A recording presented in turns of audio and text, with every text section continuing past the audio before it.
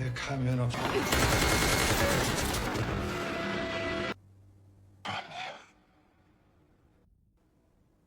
사람은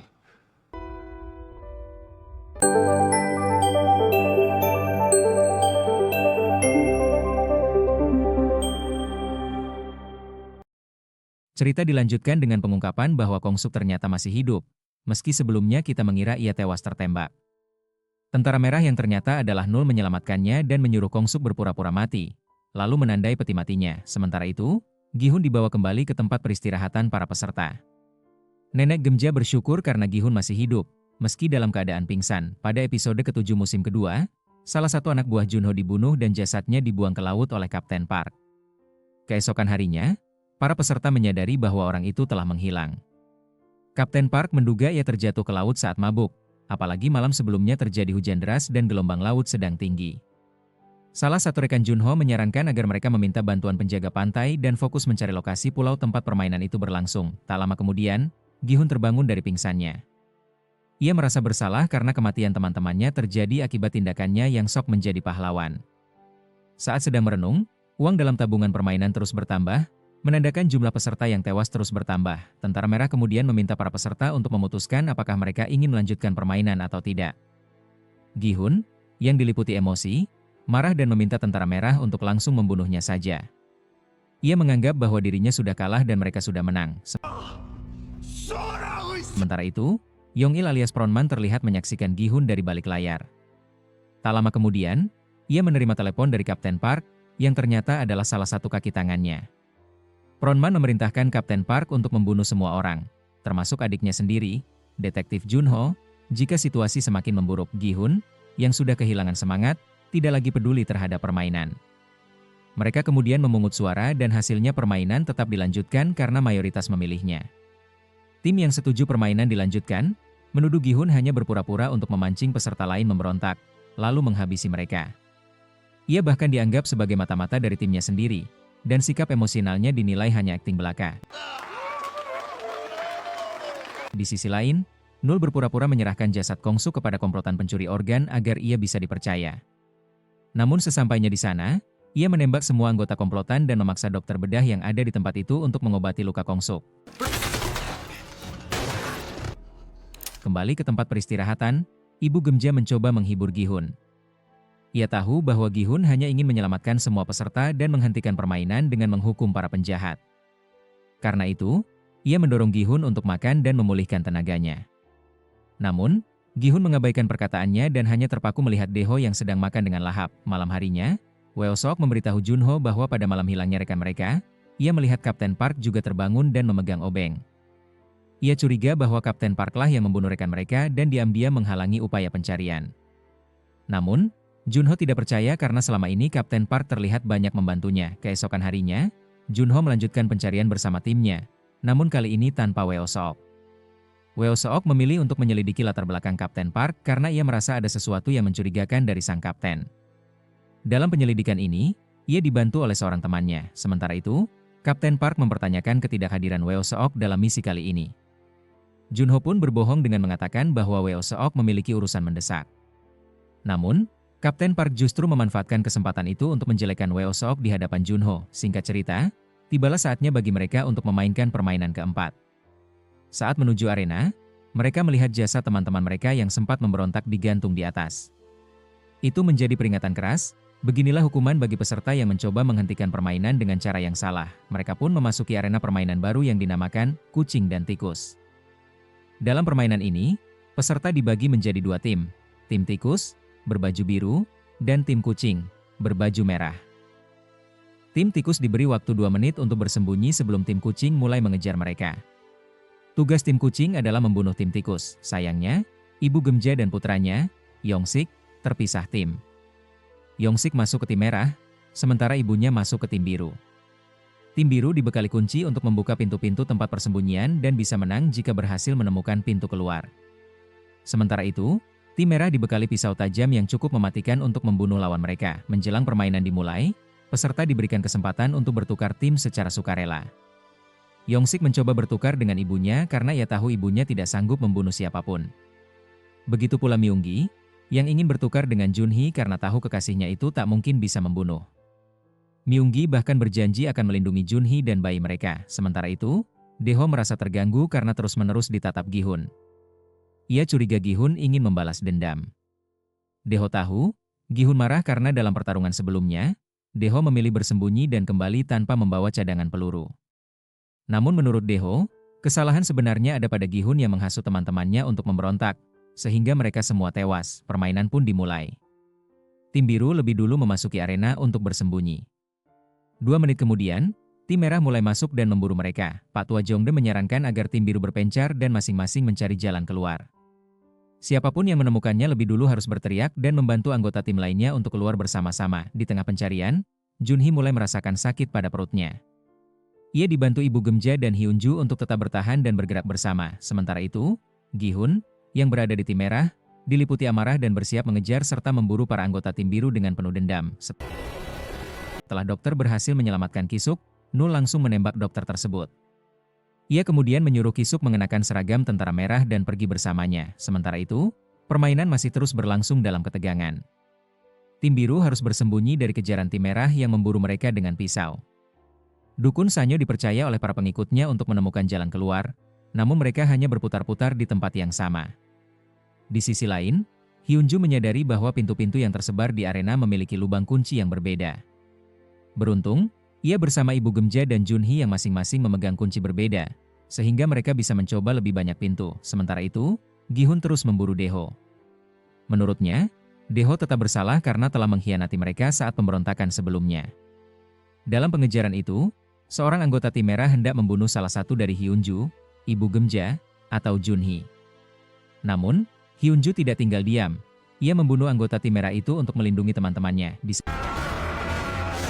saat yang sama, Junhee mendengar pengumuman bahwa peserta nomor 333, yakni Myunggi, berhasil lolos. Artinya, Myunggi telah membunuh seseorang. Junhee hanya bisa berharap Myunggi menepati janjinya untuk melindunginya. Namun tak lama kemudian, Junhee mulai merasakan sakit yang hebat karena hendak melahirkan. Ia meminta Ibu Gemja dan Hyunju untuk pergi dan menyelamatkan diri, tapi Hyunju menolak dan memilih tinggal membantu. Dengan bantuan Ibu Gemja, akhirnya Junhee berhasil melahirkan seorang bayi perempuan yang cantik dan dalam keadaan sehat. Sementara itu, Dukun Sanyo meninggalkan pengikutnya begitu saja setelah diserang oleh tim merah. Saat melarikan diri, Dukun Sanyo bertemu dengan Gi-hun. Ia ketakutan karena tahu Gi-hun membencinya dan takut dibunuh. Dukun Sanyo kemudian mengatakan bahwa ia baru saja melihat Daeho dalam keadaan terluka. Ia meminta Gi-hun untuk mengejarnya dengan mengikuti jejak darah yang menetes di lantai. Namun karena Gi-hun lebih fokus mengejar Daeho, ia membiarkan Dukun Sanyo pergi. Beruntung bagi Dukun Sanyo, ia berhasil menemukan pintu keluar. Namun, pintu tersebut membutuhkan 3 kunci berbeda untuk dibuka. Karena itu, ia kembali untuk mencari 2 kunci lainnya. Di sisi lain, Hyunju masih terus berjuang melindungi teman-temannya dari serangan tim merah. Saat ia menemukan pintu keluar, sebenarnya ia bisa kabur sendirian karena telah memiliki 3 kunci. Tapi Hyunju memilih kembali untuk menyelamatkan teman-temannya. Sayangnya, saat ia kembali dan memberitahu mereka tentang pintu keluar itu, Myunggi muncul dan membunuh Hyunju. Hyunju pun gugur. Dukun Sanyo lalu memutuskan bekerja sama dengan Pak Tua Jongde untuk membuka pintu keluar. Namun saat mereka hampir berhasil, Jongde justru mengkhianati Dukun Sanyo. Akhirnya, Dukun Sanyo dibunuh oleh Minsu yang saat itu sedang dalam pengaruh obat. Sementara itu, Gi-hun akhirnya berhasil menemukan Daeho. Mereka bertarung sengit. Gi-hun menuduh Daeho telah mengkhianati mereka semua, menyebabkan kematian banyak teman. Dalam pertarungan itu, Daeho mengaku bahwa selama ini ia memang berbohong. Ia tidak pernah masuk militer, dan bahkan tatonya hanya palsu. Pengakuan itu membuat Gi-hun semakin marah, terutama karena Jongde, sahabat mereka, dibunuh oleh Frontman akibat percaya pada Daeho. Gi-hun pun akhirnya membunuh Daeho. Di sisi lain, Yongsik akhirnya bertemu kembali dengan ibunya, Ibu Gemja, dan juga Junhee. Yongsik menangis karena merasa bersalah, ia tak mampu membunuh siapapun, sementara waktu permainan hampir habis. Ibu Gemja menawarkan diri untuk mengorbankan dirinya agar Yongsik bisa selamat. Namun, Yongsik menolak. Ia tak sanggup kehilangan ibunya, dan tak tega membunuhnya. Putus asa, Yongsik malah mengejar Junhee dan berniat membunuhnya demi bisa lolos. Melihat hal itu, Ibu Gemja menusukkan pisau kecil ke tubuh putranya untuk menghentikannya. Yongsik tak percaya ibunya sampai hati melakukan hal itu padanya. Tak lama kemudian, waktu permainan habis, dan Yongsik pun dinyatakan gugur. Setelah permainan berakhir, para tentara merah diperintahkan untuk segera menyingkirkan peserta yang tereliminasi. Siapapun peserta yang gagal namun masih hidup harus segera ditembak. Yang mengejutkan, kali ini yang menjadi penembak bukanlah tentara merah biasa, melainkan para VIP yang sudah datang dan bermain-main di sekitar arena. Para VIP pun mengucapkan terima kasih kepada Pronman karena telah memberi mereka kesempatan untuk merasakan sensasi permainan secara langsung. Pronman hanya menjawab bahwa ia ingin memberikan pelayanan terbaik untuk mengenang ketua Oh yang kini telah tiada. Sementara itu, Nul meminta Kongsuk untuk menjadi tentara merah bersamanya dan masuk ke kamar nomor 16. Di tempat lain, tentara hitam alias kepala pengawas menerima informasi tentang kerusuhan yang terjadi di ruang operasi. Kepala pengawas meminta mereka untuk memeriksa ruang operasi dan mereka menemukan tentara merah telah dihabisi semua. Mereka juga mendapat kabar bahwa peserta yang kabur adalah nomor 246, yang kini berada di kamar 16. Nul kemudian menemui salah satu pengawas, yang ternyata adalah mantan rekannya semasa di Korea Utara. Ia mengancam rekannya itu agar melepaskan dirinya dan Kongsuk. Di sisi lain, Weo Seok memutuskan untuk tidak ikut lagi dalam pencarian peserta. Ia lebih memilih menyelidiki siapa sebenarnya Kapten Park. Saat mengunjungi daerah tempat tinggal Kapten Park, tak satupun warga mengenalnya. Ia pun nekat masuk rumah Kapten Park dan di sana menemukan foto Kapten Park bersama sang perekrut, orang yang pernah membunuh bosnya. Kemudian anjing milik Kapten Park menyerang Weo Seok. Untungnya Weo Seok membawa senjata dan langsung menembak anjing tersebut. Di kandang anjing milik Kapten Park, Weo Seok juga menemukan tumpukan uang tunai dan pakaian tentara merah. Sudah jelas, Kapten Park terlibat dalam konspirasi ini. Sayangnya, sebelum ia bisa melakukan sesuatu, polisi datang dan menangkap Weo Seok karena dianggap menerobos rumah orang lain. Kembali ke arena permainan, Ibu Gemja merasa putus asa karena tak ada satupun peserta yang mau menghentikan permainan ini dan memilih melanjutkan permainan berikutnya. Malam itu, setelah menemani Junhee dan bayinya, ia mendatangi Gi-hun dan menasihatinya. Ia berkata bahwa semua ini bukanlah sepenuhnya kesalahan Gi-hun, dan sebagai satu-satunya orang yang masih bisa diharapkan, ia meminta Gi-hun membantu Junhee dan bayinya. Namun, Gi-hun menolak karena ia takut kesalahannya kembali terulang. Keesokan paginya, mereka menemukan bahwa Ibu Gemja telah mengakhiri hidupnya, menyusul putranya, Yongsik. Junhee sangat terpukul dan sedih karena selama ini hanya Ibu Gemja yang mau membantunya. Sementara Myungi tidak melakukan apa-apa. Sementara itu, saat berusaha menemukan lokasi pulau permainan, Junho menemukan sebuah pulau yang terasa familiar. Ia yakin pulau itu adalah tempat ia dulu melarikan diri dan ditembak oleh kakaknya. Meski sempat dicegah oleh Kapten Park, Junho tetap pergi ke sana dan memberitahu rekan-rekannya bahwa mereka semakin dekat dengan lokasi pulau permainan tersebut. Permainan berikutnya pun dimulai, para peserta harus bermain lompat tali sambil melewati jembatan gantung yang sangat tinggi. Setelah kematian Ibu Gemja, Gi-hun akhirnya luluh dan bersedia membantu Junhee dan bayinya. Menyadari bahwa kondisi Junhee tidak memungkinkan untuk melompat sambil membawa bayi, Gi-hun menyarankan agar bayinya ditinggalkan sebentar dan akan dijemput kembali setelah permainan usai. Namun, tentara merah berkata bahwa bayi itu harus dibawa karena atas permintaan para VIP. Bayi tersebut kini dianggap sebagai salah satu peserta permainan. Sementara itu, Minsu mendekati Namgyu yang tampak cemas karena obatnya hilang. Ternyata, obat tersebut diambil oleh Minsu. Namgyu terlihat ketakutan dan kehilangan kepercayaan diri untuk menghadapi permainan. Minsu lalu menunjukkan sebuah salib, wadah tempat Namgyu biasa menyimpan obatnya. Namgyu memohon agar Minsu mengembalikan salib tersebut. Namun, bukannya mengembalikannya, Minsu justru melempar salib itu ke tengah arena permainan. Mau tak mau, Namgyu memberanikan diri untuk mengambilnya demi mendapatkan kembali obat yang sangat ia butuhkan. Namun, saat ia berhasil meraih salib tersebut, ia mendapati bahwa obatnya sudah tidak ada di dalamnya, kesialan pun menimpanya. Dalam usahanya kembali, Namgyu justru kehilangan keseimbangan dan menjadi orang pertama yang jatuh dalam permainan lompat tali tersebut. Di sisi lain, Gi-hun akhirnya membantu Junhee membawa bayinya sambil melompat bersama di atas jembatan gantung. Ketegangan meningkat karena bayi Junhee mulai menangis, dan di tengah jalan mereka menemukan bahwa sebagian jembatan terputus. Butuh konsentrasi tinggi untuk bisa bertahan karena tali yang mereka injak bisa saja membuat mereka jatuh. Untungnya, Gi-hun dan bayi Junhee berhasil melewati rintangan itu dan sampai ke seberang dengan selamat. Para peserta lain kemudian menyusul.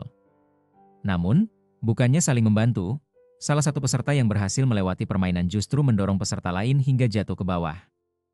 Ia tertawa dan berkata bahwa ia sedang menikmati permainan karena semakin banyak pemain jatuh maka hadiah yang akan diterima semakin besar. Wah, Tantangan melompati tali sambil menyeberangi jembatan terus berlanjut, membawa permainan ini ke tingkat kebrutalan dan tekanan emosional yang lebih tinggi. Pemain nomor 96 memutuskan untuk menyingkirkan siapapun yang berhasil menyeberangi jembatan, demi mendapatkan keuntungan besar untuk dirinya sendiri. Jumlah pemain terus menyusut dengan cepat. Sebagian jatuh saat mencoba melompati tali, sementara yang lain dieliminasi langsung oleh pemain nomor 96. Ia kemudian mengatakan kepada Gi-hun bahwa jika hanya mereka berdua yang tersisa, mereka bisa memiliki peluang lebih besar untuk keluar hidup-hidup. Saat pemungutan suara nanti, mereka bisa sama-sama menekan tombol tidak melanjutkan permainan dan pulang membawa uang. Namun, Gi-hun dengan tegas menolak tawaran tersebut. Waktu terus berjalan, dan suasana di atas jembatan semakin kacau, sementara para miliuner yang menjadi petarung VIP menyaksikan semuanya dengan antusias. Gi-hun memohon kepada pemain 96 agar berhenti membunuh pemain lain, bahkan mengancam akan mendorongnya jatuh jika dia tidak menghentikannya. Di sisi lain, Junhee berusaha berlatih melompati tali meskipun pergelangan kakinya terluka parah. Myongi datang untuk menyemangatinya, mendorongnya agar mencoba, tapi Junhee malah membentaknya. Ia menuduh Myongi telah menyebabkan kematian Hyunju, teman yang telah menyelamatkan dirinya dan bayinya. Myongi bersikeras bahwa itu bukan niatnya, dan mengaku bahwa kejadian itu hanyalah kecelakaan. Ia berkata bahwa tujuannya adalah melindungi mereka, dan berharap mereka bisa melarikan diri bersama dan hidup bahagia seperti keluarga. Namun, Junhee menolaknya. Ia menunjukkan betapa parah lukanya dan bertanya apakah Myongi benar-benar berniat menggendongnya menyeberang. Ia juga menegaskan bahwa bayinya sudah berada di seberang, dan bahwa ia tidak ingin Myongi mendekati atau bahkan melihat anaknya lagi. Ketegangan memuncak ketika pemain 96 mulai menyerang Gi-hun, berusaha mendorongnya jatuh ke jurang.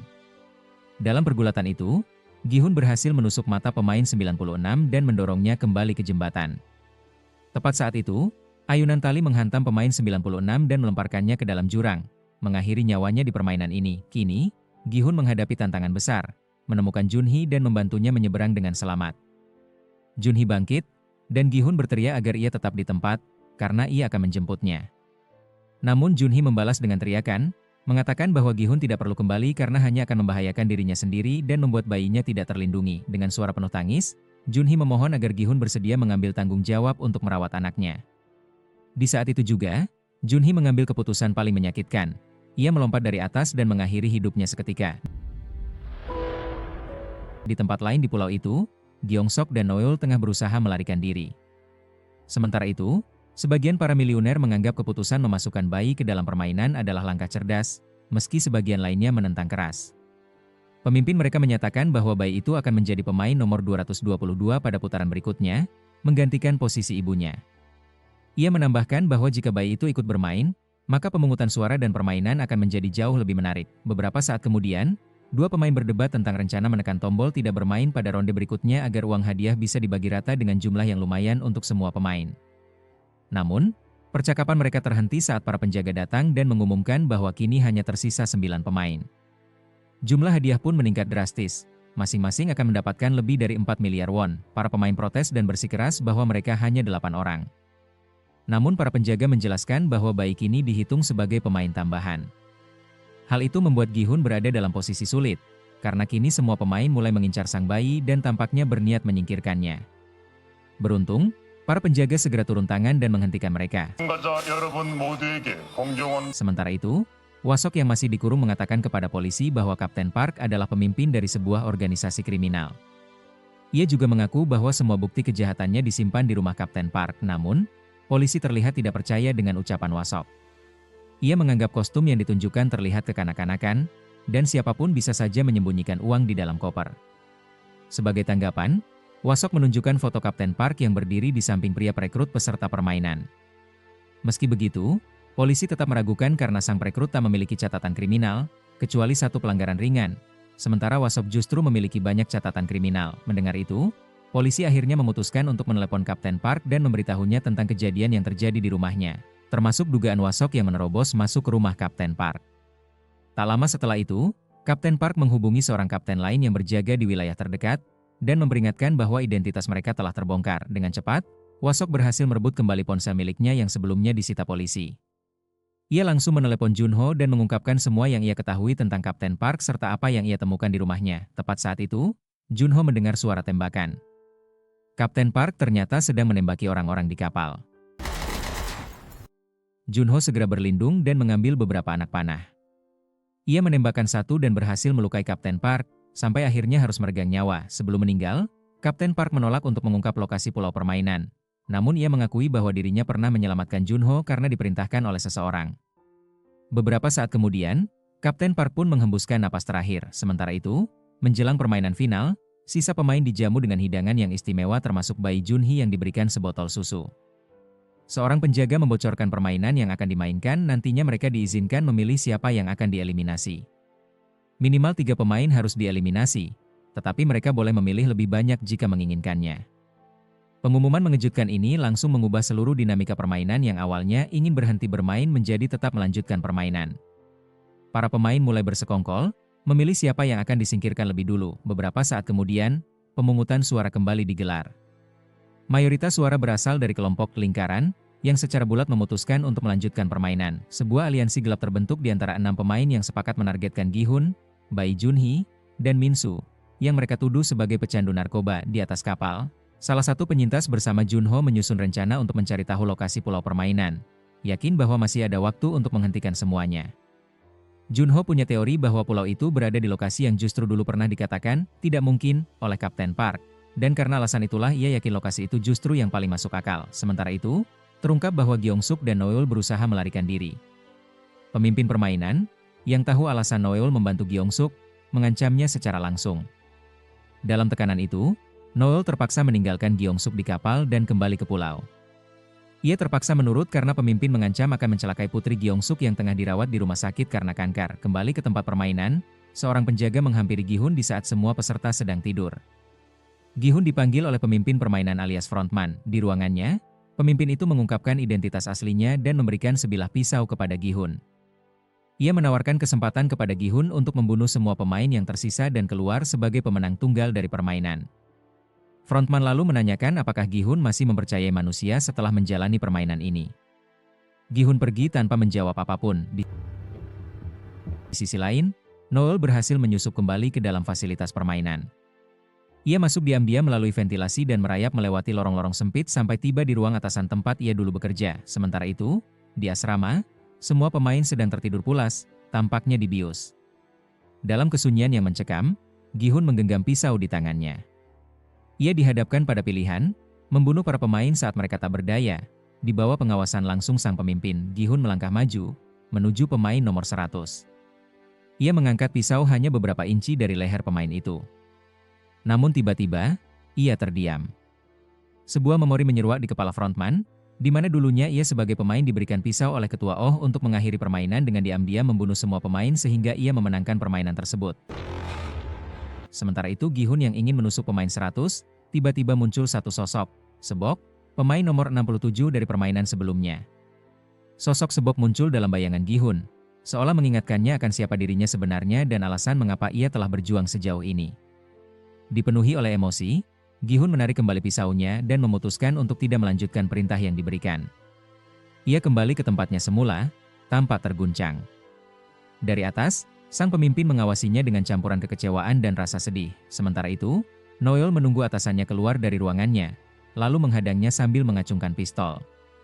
Terkejut, atasannya bertanya apakah ia kembali sendirian dan apakah Gyeong-suk bersamanya, mengingat misi awal Noeul adalah membawa Gyeong-suk kembali. Namun, Noeul menjawab dengan tegas bahwa tujuan utamanya kini hanyalah menghapus semua catatan tentang pemain nomor 246. Meskipun ketua pengawas itu setuju untuk menghapus data, Noeul bersikeras bahwa bahkan kenangan pun harus dimusnahkan. Di bawah ancaman senjata, sang pengawas akhirnya mengaku bahwa masih ada satu salinan catatan yang dicetak dan disimpan di kantor frontman, ruangan yang hanya bisa diakses oleh dirinya dan frontman. Noeul memaksa sang pengawas untuk membawanya ke kantor pemimpin. Saat berada di dalam lift, pengawas itu awalnya berpura-pura bekerja sama, namun tiba-tiba menyerangnya. Pertarungan sengit pun terjadi. Di antara pukulan dan tendangan, pengawas itu menghentikan serangannya dan menuntut jawaban. Mengapa Noeul melakukan semua ini? Noel akhirnya mengakui bahwa semua yang ia lakukan adalah demi putri Gyung Seok yang kini terbaring sakit kanker di rumah sakit.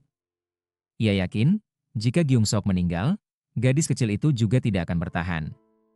Pengawas itu membalas dengan sinis, mengingatkan bahwa Noel sendiri pernah meninggalkan putrinya demi bertahan hidup. Ia mengaku memilih Noel sebagai penjaga karena ia pernah menyeberang perbatasan, sama seperti dirinya, dan ia mengira Noel adalah orang yang istimewa. Namun, jika ia tahu sejak awal tentang niat sebenarnya Noel, ia akan memaksanya ikut bermain sebagai peserta, bukan sebagai penjaga. Ia lalu mengungkapkan bahwa dirinya pun pernah kehilangan orang yang paling ia cintai akibat gagal ginjal. Ironi, karena di tempat seperti itu, organ tubuh sangat melimpah. Setelah berkata demikian, ia tiba-tiba menusukkan pisau ke perut Noel, membuatnya terluka parah. Tak lama kemudian, penjaga itu menerima panggilan untuk menuju sektor lain. Ia mengejek Noel, menjanjikan kematian tanpa rasa sakit, dan memperingatkan bahwa Noel tidak akan pernah bisa menggunakan lift tanpa pengenalan wajah dari topengnya. Namun, secara tak terduga, pintu lift terbuka. Di dalam lift, terdapat senjata yang terjatuh saat pertarungan sebelumnya. Dengan sisa tenaga terakhirnya, Noel meraih senjata tersebut dan melepaskan beberapa tembakan.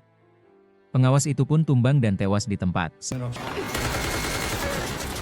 Sementara itu, para pemain dipanggil untuk menghadapi permainan terakhir yang mematikan. Mereka harus naik ke tiang-tiang yang dihubungkan oleh platform sempit, lalu saling bertarung dan menjatuhkan satu sama lain dalam beberapa ronde eliminasi. Di atas platform, permainan dimulai. Minsu, yang hampir kolaps karena gejala sakau, mulai mengalami halusinasi. Di tengah ronde, ia membayangkan melihat Thanos tergantung di tepi platform, menawarkan obat-obatan. Minsu hampir menerimanya, namun wajah Thanos berubah menjadi Namyu. Namyu menatapnya dengan sorot sedih dan menegurnya karena telah mengkhianatinya dan mencuri kalung berisi pil-pil obat. Serangan emosional itu membuat Minsu terpukul. Sementara itu, para pemain lainnya terlibat perdebatan tentang siapa yang harus dieliminasi.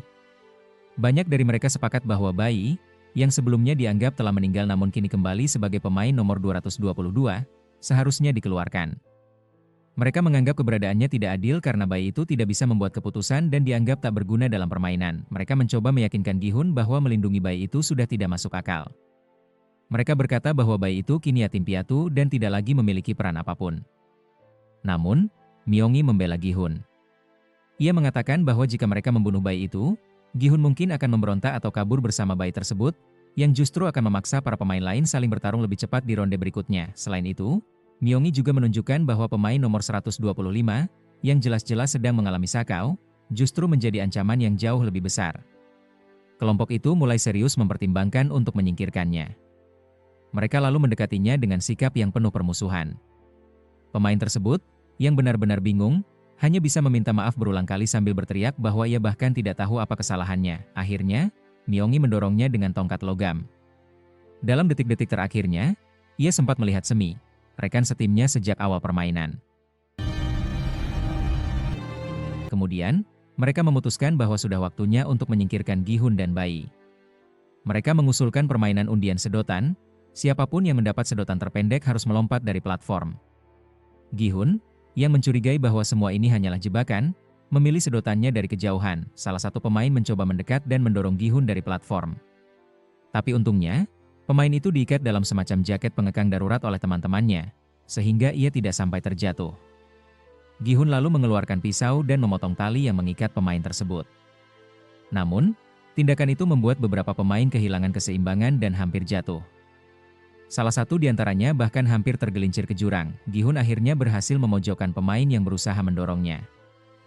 Sementara itu, Myongi, yang masih memegang tongkat logam, mendorong satu pemain lainnya dari platform, membuat semua orang terkejut. Ia kemudian mengumumkan bahwa sebenarnya ia berpihak pada Gi-hun. Pemain lain menuduh Myongi hanya ingin menguasai hadiah uang untuk dirinya sendiri. Tapi Myongi menjelaskan bahwa Bai itu adalah putrinya. Ia mengaku pernah bermimpi untuk kabur bersama Junhee dan membangun keluarga bersama, namun Junhee menolaknya. Kini, satu-satunya hal yang ia inginkan adalah melindungi anaknya. Meski begitu, kelompok lainnya tak sepenuhnya percaya padanya. Mereka mengingatkan bahwa hanya beberapa menit yang lalu, Myongi juga siap menyingkirkan Bai tersebut. Perhatian mereka lalu beralih ke pemain nomor 39, yang dipukuli hingga tak sadarkan diri sebelum akhirnya dilemparkan dari platform. Gi-hun mengusulkan agar mereka membiarkan takdir yang menentukan, dengan cara memutar pisaunya seperti spinner. Namun usulan itu malah memicu pertengkaran. Dalam kekacauan itu, Myongi menangkap seorang pemain dan melemparkannya ke jurang. Gi-hun berhasil merebut pisaunya kembali dan membunuh satu pemain lagi. Kini, hanya tersisa 5 pemain. Pemain nomor 100 mencoba menjadi penengah, namun saat melihat yang lain mulai mendekat dengan niat menyerangnya, ia langsung menyerahkan pemain yang sudah dipukuli tadi sebagai tumbal. Tanpa ragu, Myongi pun langsung mendorong pemain itu ke bawah juga. Waktu habis, dan babak final pun dimulai. Pemain nomor 39, yang tampaknya sudah menyerah, melangkah ke tepi platform dan menyatakan bahwa ia tak sanggup terus-menerus mengorbankan dirinya. Myongi mencoba menghentikannya, tapi sudah terlambat. Ia melompat dan mengakhiri hidupnya sendiri. Kini pilihan akhir menjadi semakin sulit. Di sisi lain, Junho dan penyintas dari kapal berhasil menangkap Gyeong-seok. Dalam keputusasaan, Gyeong-seok memohon agar mereka percaya bahwa ia bukan bagian dari pihak musuh. Junho menuntut agar ia mengungkap lokasi pulau permainan. Tanpa perlawanan, Gyeong-seok langsung mengaku dan memberitahukan lokasinya. Sementara itu, hanya Gi-hun, Bai, dan Myongi yang tersisa dalam permainan. Myongi dan yang lain menyuruh Gi-hun untuk bersiap melanjutkan ke babak berikutnya. Namun, saat Gi-hun lengah, Myongi tiba-tiba mengancamnya, menyuruhnya menyerahkan bayi itu jika ia ingin tetap hidup. Ia memberi syarat bahwa jika Gi-hun menolak, ia akan memastikan Gi-hun tidak akan pernah lolos ke babak selanjutnya. Gi-hun berdiri teguh, bertanya apakah Myongi sadar betul apa arti dari rencananya, bahwa di babak berikutnya, ia harus memilih antara membunuh dirinya sendiri atau membunuh bayi itu. Dengan tatapan dingin, Myongi menjawab bahwa ia sangat tahu konsekuensinya. Marah, Gi-hun menegur Myongi karena rela mengorbankan anak kandungnya sendiri demi membawa pulang hadiah uang. Sementara itu, Noel membakar semua dokumen dan menghapus setiap jejak yang berkaitan dengan para pemain. Namun di tengah proses itu, ia mulai menyadari bahwa luka di tubuhnya semakin parah. Di tempat lain, sang pemimpin dan para penjaga akhirnya berhasil melacak lokasi pasti kapal tempat Junho dan rekannya bersembunyi. Tak lama kemudian, saat rekan Junho sedang merawat luka-lukanya, Junho datang dan memberitahunya bahwa ia sudah menghubungi penjaga pantai dan memberikan koordinat mereka. Bantuan seharusnya akan tiba dalam beberapa jam ke depan. Kembali ke arena permainan, Gi-hun memperingatkan Myongi bahwa jika ia nekat menyeberang, maka ia akan punya peluang untuk menyingkirkannya. Namun, Myongi yang penuh curiga langsung membalas, mengatakan bahwa ia bukan orang bodoh. Ia tahu persis rencana Gi-hun adalah menyeberang, membunuhnya, dan keluar sebagai pemenang. Ia bahkan merendahkan Gi-hun, meragukan apakah Gi-hun benar-benar menang di permainan sebelumnya. Gi-hun mencoba menenangkan situasi, mengingatkan Myongi pada janji mereka untuk melindungi sang bayi. Ia lalu menaruh bayi itu di tengah jembatan dan mundur perlahan, melakukan persis seperti yang diminta Myongi. Namun, Myongi yang sudah terobsesi untuk menang malah mengambil bayi itu dan menggantungnya di ujung tongkat, menggunakannya sebagai sandera untuk memaksa Gi-hun menyerah. Tanpa disadari Myongi, Gi-hun melihat ada pisau yang tertancap di tubuh salah satu pemain yang gugur. Secara diam-diam, ia mengambilnya. Saat jembatan mulai bergerak ke posisi akhir, Gi-hun mengerahkan seluruh tenaganya dan melompat ke arah Myongi. Di saat bersamaan, diumumkan bahwa untuk memulai ronde ketiga, seseorang harus menekan tombol merah. Tombol itu pun muncul di tengah panggung. Myongi, merasa terpojok, kembali meraih bayi dan mengancam Gi-hun. Namun, Gi-hun yang bergerak cepat melemparkan pisau ke arahnya. Bayi pun terlepas dari genggaman Myongi, dan keduanya terlibat dalam pertarungan brutal tangan kosong. Pada akhirnya, kedua pria itu tergantung di tepi jurang. Gi-hun berhasil menarik dirinya naik dan Myongi yang jatuh ke bawah. Di saat yang sama, penjaga pantai akhirnya tiba di lokasi kapal tempat Junho bersembunyi, membuat sang pemimpin dan penjaganya siaga penuh. Sementara itu, Noel yang terpuruk dalam keputusasaan hampir mengakhiri hidupnya. Namun, di detik terakhir, ia melihat tayangan di layar. Gi-hun sedang memeluk bayi. Pemimpin permainan juga menyaksikan Gi-hun lewat monitor pengawasan. Lalu, Gi-hun menekan tombol untuk memulai ronde ketiga. Dalam keheningan yang tegang, ia mencium bayi itu lembut di dahinya, memeluknya erat, dan perlahan meletakkannya dengan hati-hati di atas panggung. Dengan suara tegas, ia menyatakan bahwa mereka bukanlah binatang peliharaan yang dipertontonkan seenaknya, mereka adalah manusia yang memiliki martabat. Tanpa berkata-kata lagi, Gi-hun menjatuhkan dirinya dari platform tinggi, meninggalkan sang bayi sebagai satu-satunya pemenang permainan. Dengan penjaga pantai yang semakin mendekat ke pulau, pemimpin segera memerintahkan evakuasi total. Sementara itu, Junho berhasil berenang hingga ke fasilitas utama. Saat ia masuk, ia melihat sebuah penghitung waktu yang terus berdetak mundur, tanda bahwa seluruh tempat telah dipasangi bom. Pemimpin permainan mendekati tubuh Gi-hun yang tak bernyawa, lalu mengangkat bayi itu ke dalam pelukannya. Tapi saat itu juga, ia merasakan kehadiran seseorang. Junho berdiri di sana, mengarahkan pistol padanya dengan tangan gemetar, penuh tangis dan amarah. Ia berteriak, menuntut penjelasan dari kakaknya. Mengapa ia melakukan semua ini? Namun alih-alih menjawab, sang kakak kabur ke dalam lift dan menghilang. Sementara itu, para penjaga berhamburan dalam kepanikan, berusaha melarikan diri secepat mungkin. Noel masih menyamar di antara mereka, menjaga penyamarannya agar tetap aman. Tak lama kemudian, serangkaian ledakan mengguncang seluruh fasilitas permainan, menghancurkan bangunannya. Dari kejauhan, Junho hanya bisa menyaksikan dengan putus asa saat tempat itu dilalap api. Di tempat lain, sesosok misterius menyelinap masuk ke dalam ruangan tempat hadiah uang milik Gi-hun disimpan. 6 bulan kemudian, kita melihat Noel berada di sebuah taman hiburan. Di sana, Gyeong-suk sedang menggambar sketsa dirinya, tanpa menyadari siapa perempuan itu sebenarnya. Ia sama sekali tidak mengenali bahwa wanita di depannya adalah orang yang telah menyelamatkan nyawanya 6 bulan lalu. Noel yang memilih untuk tidak mengungkap identitas aslinya, hanya tersenyum sambil memperhatikan Gyeong-suk yang tengah menikmati waktu bersama putrinya. Kemudian, terlihat Noel sedang bersiap untuk berangkat ke Tiongkok. Ia baru saja menerima telepon dari seorang penyelidik yang mengatakan bahwa ada kemungkinan putrinya, yang telah lama dinyatakan hilang, masih hidup. Di momen lain, Junho bertemu kembali dengan 2 rekan lamanya. Woseok baru saja bebas setelah menjalani hukuman penjara selama 6 bulan dan kini berusaha menyusun kembali hidupnya setelah semua yang terjadi. Tak lama setelah itu, Junho kembali ke rumah. Namun kali ini ia terkejut. Di sana, bayi yang selama ini diasuh oleh Gi-hun sudah menunggunya, bersama sebuah amplop yang berisi kartu permainan dan kartu debit dengan saldo 45 miliar won. Sementara itu, sang pemimpin permainan muncul di depan rumah putri Gi-hun, membawa sebuah koper kecil. Dengan nada muram, ia mengatakan bahwa koper itu dikirim oleh ayahnya. Ia juga mengungkapkan bahwa Gi-hun telah meninggal dunia, lalu menyerahkan beberapa barang peninggalannya, termasuk seragam yang ia kenakan selama permainan dan sebuah kartu debit. Akhirnya, sang pemimpin berjalan pergi. Di tengah lalu lintas kota, ia melihat seorang perekrut permainan sedang bermain dakji di sebelah seorang tunawisma. Ketika perekrut itu menyadari bahwa dirinya sedang diperhatikan, ia memberi isyarat tangan secara halus, mengisyaratkan bahwa siklus permainan ini mungkin belum benar-benar berakhir. Dengan adegan itu, kisah Squid Game pun mencapai akhirnya.